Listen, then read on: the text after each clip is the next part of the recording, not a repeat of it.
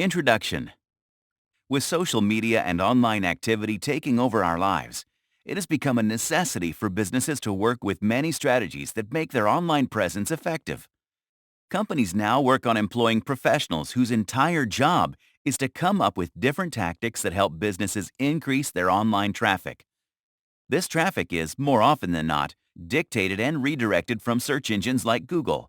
And to please them, search engine optimization has become a fundamental part of the operation. Now, a lot of this redirection of traffic is meant to happen organically. If you are a tech-savvy individual who is able to keep up with the changes in the many algorithms employed by search engines, you will be able to make sure, to some extent, that your website never falls off the radar of said search engines. Strategies that involve such organic ways of building traffic are also a preferred technique, no matter what kind of website you run, because these strategies bring more customers naturally to the product or service a business offers. Research has shown that this increases your website's chances of growing traffic by 20 times when compared to paid advertising, whether you look at the numbers on a desktop or a mobile. SEO strategies are not just a practical way to get more attention from search engines, but are also a marketing strategy that continues to reward you over time. This includes keeping tabs on including the correct keywords for every bit of content you publish on your website, because these keywords help search engines give your page the high ranking it deserves. This ranking plays a big role in the order in which search results are displayed for any given user query. This, in turn, gives your website the visibility you are shooting for. Make your content interesting and relevant, and over time, you will see that something as simple as adding the right keywords will help your traffic skyrocket.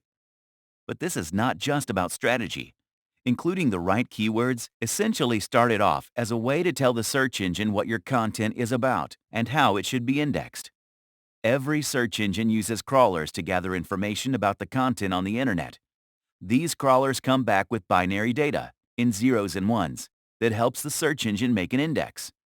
This index goes through an algorithm designed by the search engine and checks to see if your website matches the query entered by a user.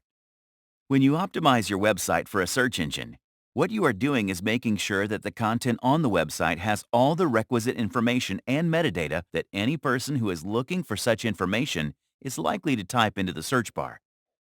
This metadata includes the right title, descriptions, and tags that are relevant to the corresponding content. This needs to be relevant and informative. Let's dig a little deeper into that. What is SEO? When you practice SEO, what you do is make sure the quality and quantity of the content on your website is channeled towards increasing the traffic on your website. This means to give it more visibility and also expose your brand to as many potential customers as possible. This is an organic way of getting better results when someone looks up information you might have. It is a critical part of marketing your product or service on the internet, because trillions of searches are being conducted on the internet every year, and there are an innumerable number of websites that are competing with you to get the same set of eyeballs. A lot of these commercial operations and searches are a big part of how users find brands and their services. When you do a good job with search engine optimization, your website gets better rankings for keywords and phrases from the search engines, and that improves your brand's visibility. This is no longer the open secret that it used to be a few years back. This means businesses have gotten good at tricking search engines to rank their web pages higher to get visibility. So search engines are constantly tightening the screws by changing the parameters through which they rank websites to make the search results more useful to the user, instead of benefiting businesses with subpar content. This is why you need to be on your toes and in the loop on new practices. Search engines are also trying to retain traffic on their search results page instead of redirecting users to other web pages, because advertising is how they make their money. This is why you see certain features on the homepage. Think about this. The Search Engine Results page, or SERP, has both ads and organic results. One such feature is the featured snippet, also referred to as the answer box. This feature gives the user a direct answer to a specific question, instead of redirecting them to a different web page. Search engines are able to make money more efficiently when they cater to the user's needs by keeping them on the SERP pages for a short period of time. But lucky for businesses, Some of these can be beaten fair and square with good search engine optimization techniques. That's how, when a user types a direct question into the search panel, they get a brief summary of text from the highest ranking page, which possibly answers the question right away. This could be an organic result based on good SEO. At the heart of it, SEO is basically just understanding the words your potential customer is typing into a search engine when looking for your website, and how you can use that knowledge to draw them towards your website instead of your competition. So, it is fundamentally about understanding your customers. Keyword research. When I say keyword research, I'm talking about words and phrases that the content on your website should have. This makes it easy for users searching for such content to find your website easily when they type in specific words into the search bar. The idea is to synchronize your understanding of the user's preferences with the search engine's data, so that it can show your website up top when users look for those keywords. This is one of the most important elements of search engine optimization. Typically, the process starts with creating a list of keywords that are relevant to the content you are trying to optimize. It takes time and effort, but the results are phenomenal and makes it totally worth investing your resources. A lot of individuals, including some professionals, look for SEO keywords only once and don't update them from time to time. Another mistake is to add only the most popular keywords, which means you will be one of the many websites that have added the same set of keywords. I've talked about updating keywords being an ongoing process. That is because the internet, unsurprisingly, changes every so often, and you need to keep up with it. And updating keywords is like maintenance for the content on the website. You need people to recognize the content from the simplest means, like the title and the accompanying description. This makes them feel like they are talking to a human, albeit a professional, and not a bot or an institution that is out of touch with the present world.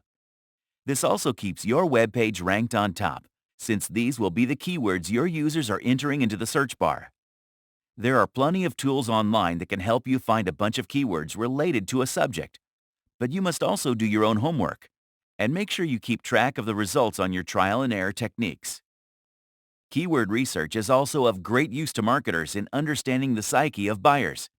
It tells them what is in high demand and how to use a popular keyword to optimize the content, but also beat the competition organically. You also learn about the kind of language the demographic that is most likely to seek your products or services is using. Now, it is not enough to find the keywords. You need to know in what order to enter them to get the best results in terms of search engine optimization. The first order of business is to find high attention or long-tail keywords for your content and add them in the title if possible, and also in the body of the text. It is also highly recommended that you place it in the metadata, like file names of the images and the URL. Now, let's move on to a much deeper method of optimizing your website. This means going beyond the micro and metadata. It's called on-page SEO, and that's our next chapter. On-page SEO. On-page optimization leads to better search ranking for your website and also increases traffic, which improves the conversion rate.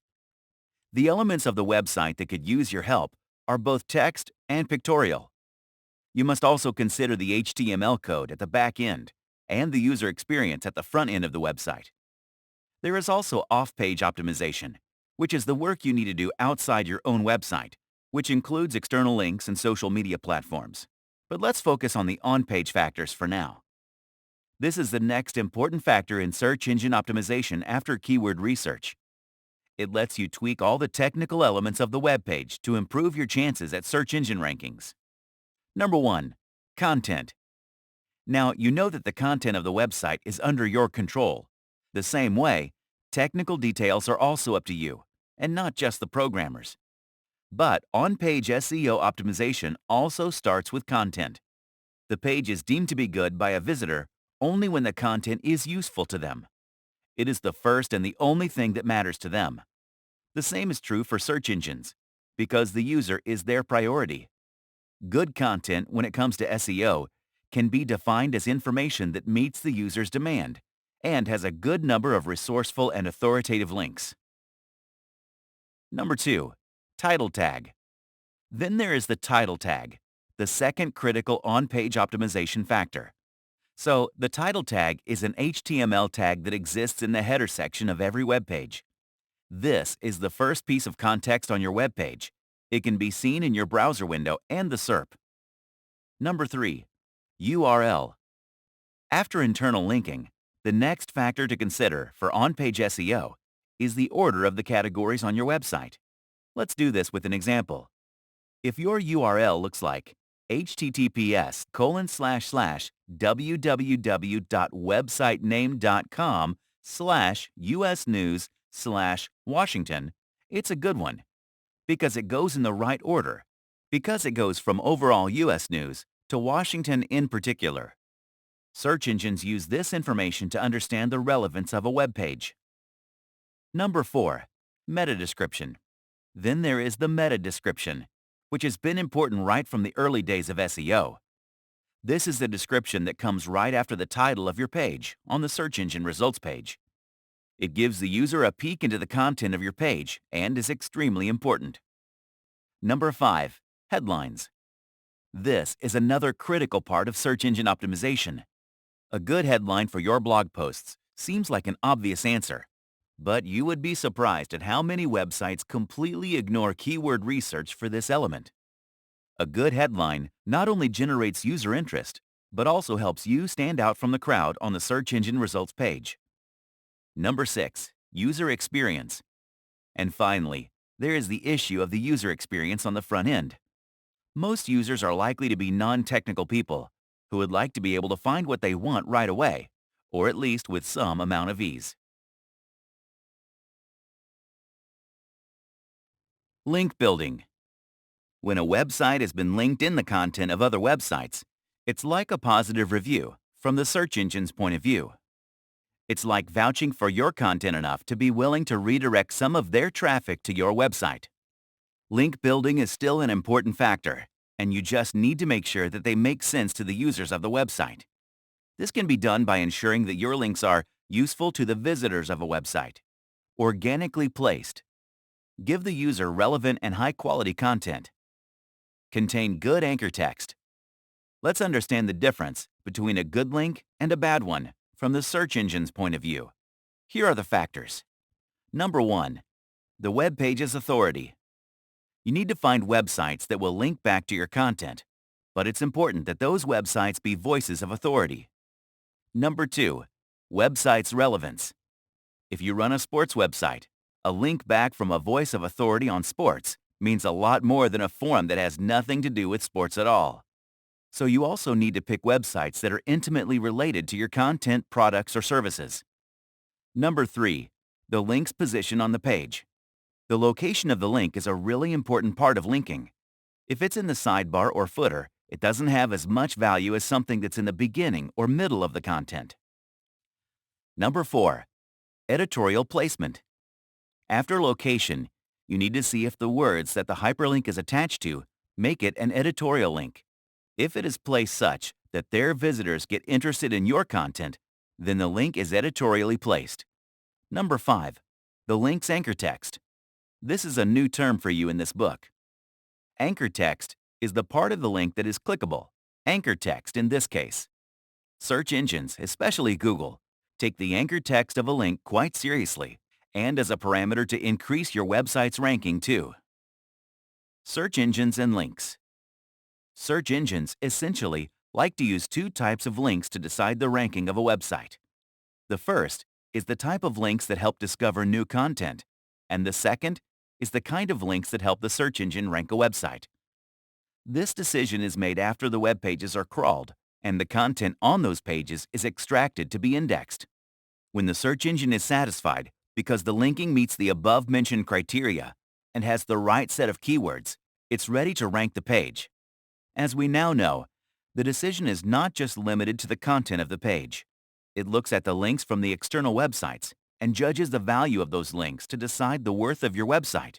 As you manage to get more links from high-value websites, your website's chances of being ranked higher on the search engine results page increase.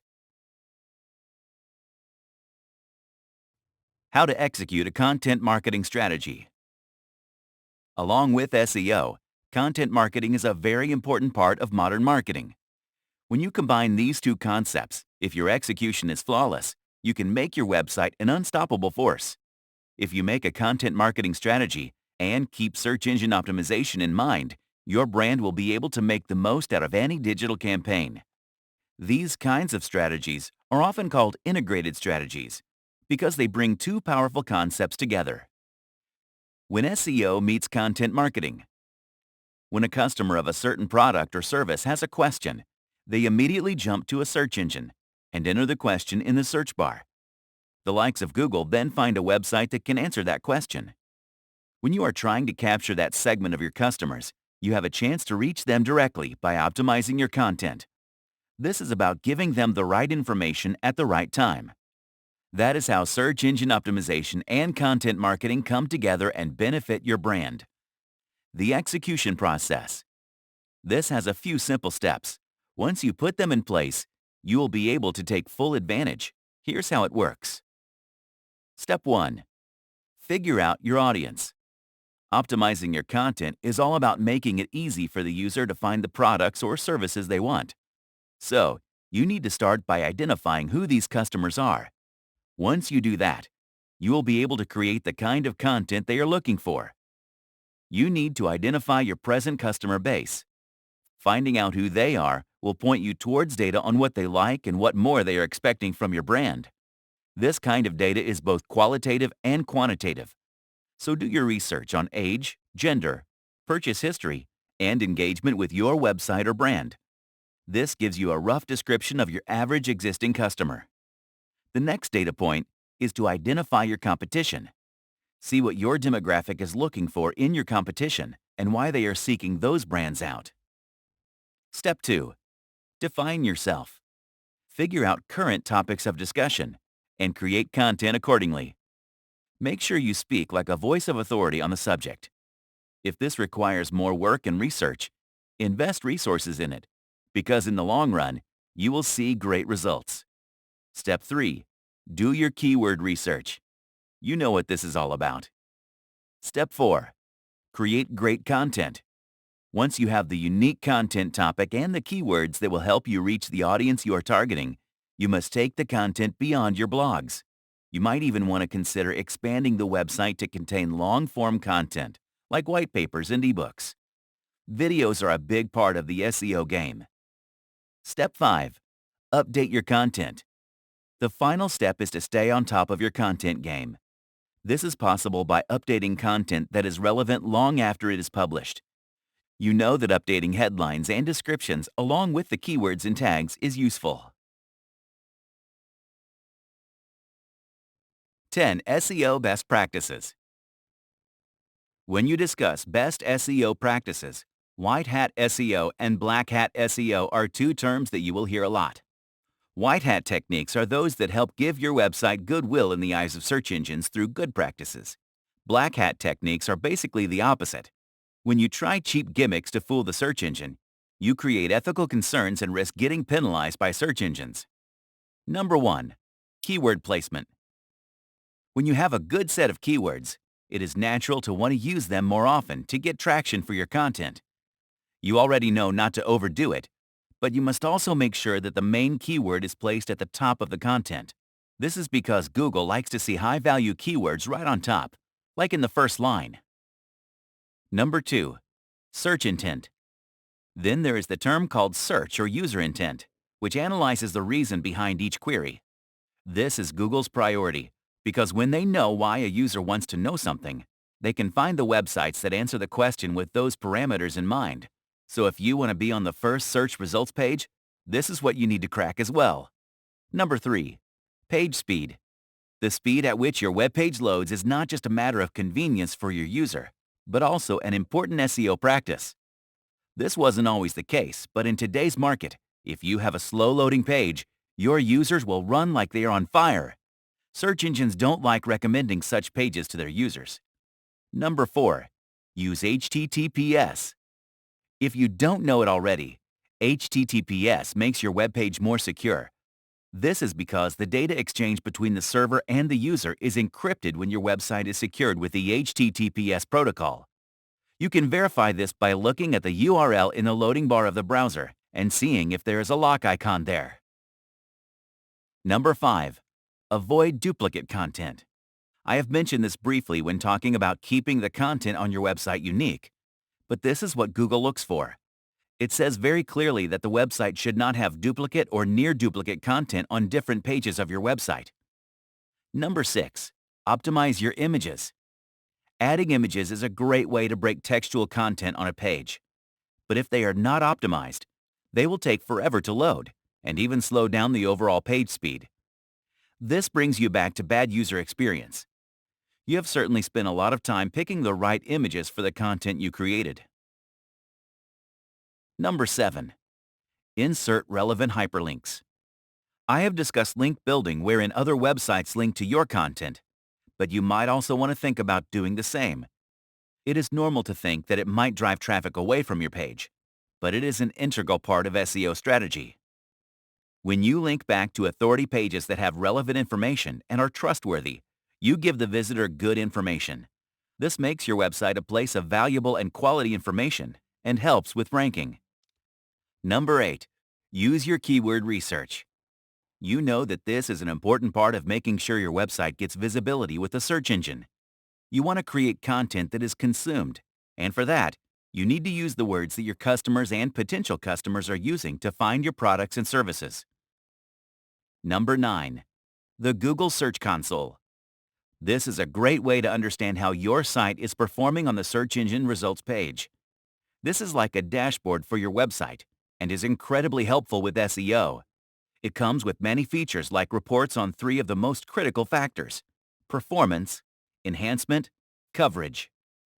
Number 10. Long-form content. This has gone out of fashion because people aren't reading long-form content as much as they want to. But the truth is, long-form content has a better chance of ranking higher on Google. There is plenty of research to show that the top-performing pieces are long-format articles that have more than 3,000 words. Advanced tactics. Learning about the best practices is a way to get in the game and stay there. But over time, you need to build on those learnings so you can take it to the next level and edge out the competition when it comes to running digital campaigns. That requires employing a few advanced strategies. Number 1. Build topic clusters. This is about a cluster of content that is created from a main theme. You create a variety of topics as subcategories and link to the page with the main theme. This means you have one umbrella topic and many other pieces under it, so that your readers who are interested in that topic stay on your site for a longer period of time, till they get all the information. It also gives you the opportunity to place hyperlinks of these pieces among themselves as related topics. Number 2. Do an SEO audit. The other way to improve your SEO is to audit your website. This helps you understand the link between sales and search traffic. You can hire experts to help you out, but if you understand the base logic, you will be able to do it yourself.